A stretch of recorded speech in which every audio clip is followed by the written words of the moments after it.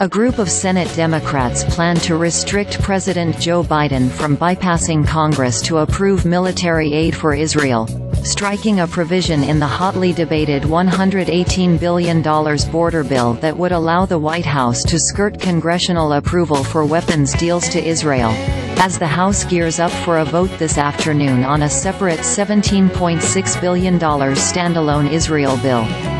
Congressional aid to Israel has been held up in tense negotiations for months, with lawmakers at loggerheads over additional funding to Ukraine and Republicans demanding tighter security measures at the U.S.-Mexico border. Biden asked Congress in October to pass a $105 billion emergency funding bill, including $14 billion in military aid to Israel and another $61 billion for Ukraine in its war with Russia.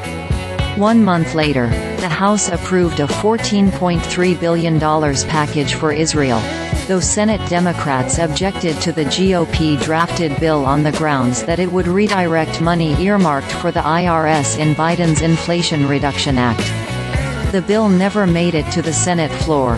Following months of negotiations, a bipartisan group of senators introduced the $118 billion border bill, which would overhaul border policy by allowing the border to shut down if more than 5,000 migrants cross the border on a given day and making it more difficult for migrants to receive asylum in the U.S., in addition to providing military aid for Israel and Ukraine.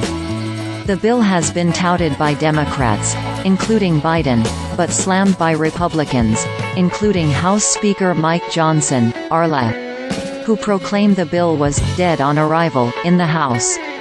Republican leadership argued the bipartisan border bill provides unnecessary discretionary authority to Homeland Security Secretary Alejandro Mayorkas, who Republicans are attempting to impeach over his handling of a surge of migrants at the southern border.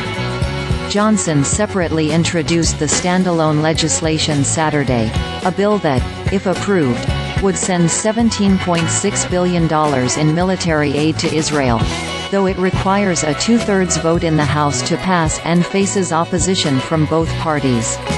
Even if House Republicans' standalone Israel funding bill passes the Senate, Biden on Monday threatened to veto an aid package that does not secure funding for both Israel and Ukraine.